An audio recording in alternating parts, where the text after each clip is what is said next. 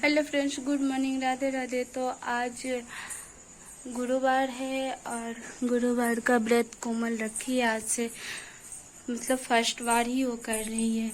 तो चलिए दिखाती हूँ मैं कोमल को। कथा चालू हो गया है। ब्राह्मण देवता बहुत दुखी रहते थे। पत्नी को बहुत समझाते किंतु उसका कोई परिणाम न निकलता। भगवान की कृपा करती वह बचपन से ही बृहस्पतिवार का व्रत भी करने लगी। पूजा पाठ समाप्त कर स्कूल जाती वह अपनी मुट्ठी में जौ भरकर ले आती और पाठशाला जाने के मार्ग में डालती जाती। वही जो स्वर्ण के हो जाते और लौटते समय उसको बीन कर घर ले आती। एक दिन का राजकुमार वहां से होकर निकला। इस कन्या के रूप और सोने के सूप में जौ साफ करते देख वह उस कन्या पर मोहित हो गया। राजमहल आकर वह भोजन तथा जल त्याग कर उदास होकर लेट गया। राजा को यह जब राजकुमार द्वारा अन्न जल त्यागने का समाचार ज्ञात हुआ तो अपने मंत्रियों के साथ वह घर अपने पुत्र के पास गए और बोले, हे बेटा, तुम्हें किस बात का कष्ट है? किसने अपमान किया अथवा कोई कारण है? मुझे बताओ, मैं वही करूँगा जिससे तुम्हें प्रसन्नता हो। राजकुमार ने अपने पिता की बात सुनी तो वह बोला, मुझे आपकी कृपा से किसी बात का दुख नहीं है। किसी ने मेरा अपमान नहीं किया, परंतु मैं उस लड़की के साथ विवाह करना चाहता हूँ जो सोने के सूप में जौ साफ कर रही थी। यह सुनकर राजा आश्चर्य में पड़ गए और बोले, हे बेटा, इस तरह की कन्या का पता तुम ही लगाओ। मैं उसके साथ तुम्हारा विवाह अवश्य ही करवा दूंगा। राजकुमार ने राजा को उस लड़की के घर का पता बतलाया। मंत्री उस लड़की के घर गया और राजा का आदेश ब्राह्मण को सुनाया। कुछ ही दिन बाद ब्राह्मण की कन्या का विवाह राजकुमार के साथ संपन्न हो गया। कन्या के घर में से जाते ही उस ब्राह्मण देवता के घर में पहले की भांति गरीबी का निवास हो गया। अब भोजन के लिए भी अन्न बड़ी मुश्किल से मिलता था। एक दिन दुखी होकर ब्राह्मण अपनी पुत्री से मिलने गया।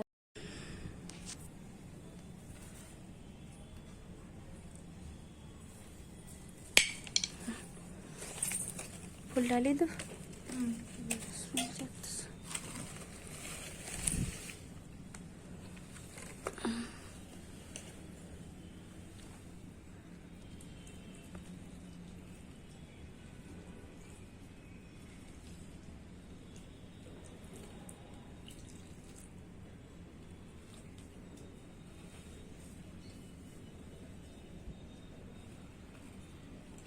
अच्छा ही हुआ था, इसमें गिर गया था। कथा में पता चला कि इसी में गुड़ और चना भी रखा जाता है।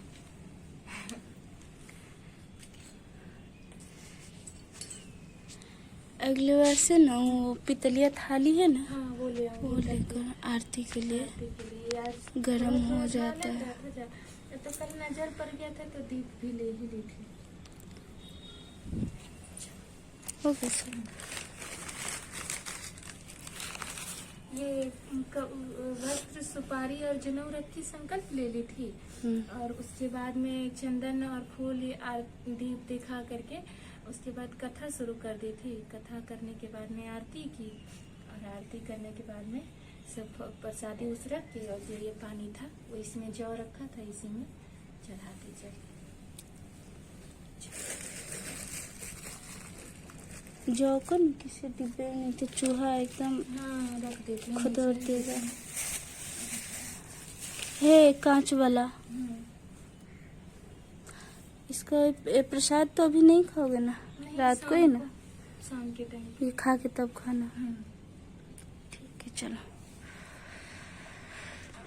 सृष्टि भी अभी सोई है। हाँ, आज उठ गई। अच्छा है हर बृहस्पतिवार को ऐसे उठ जाए और सो जाए तो बहुत ज्यादा ही नींद आई। लेकिन कोशिश करेंगे ना कोमल, थोड़ा जल्दी कर लूंगी ना। नहीं, जल्दी तो हुआ ही है ये ना।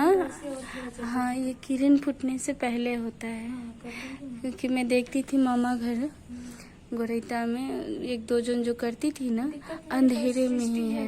हाँ, वही तो, यही तो बात है कि बच्चे वाले से सब नहीं हो पाता है। सब हो गया था, मैं नहा भी ली थी टाइम। तो पूजा हो गई है बृहस्पतिवार का, देख सकते हैं। यहाँ से सब हटा दिए ताकि कौवा ये सब ना आए, इधर उधर ना करे।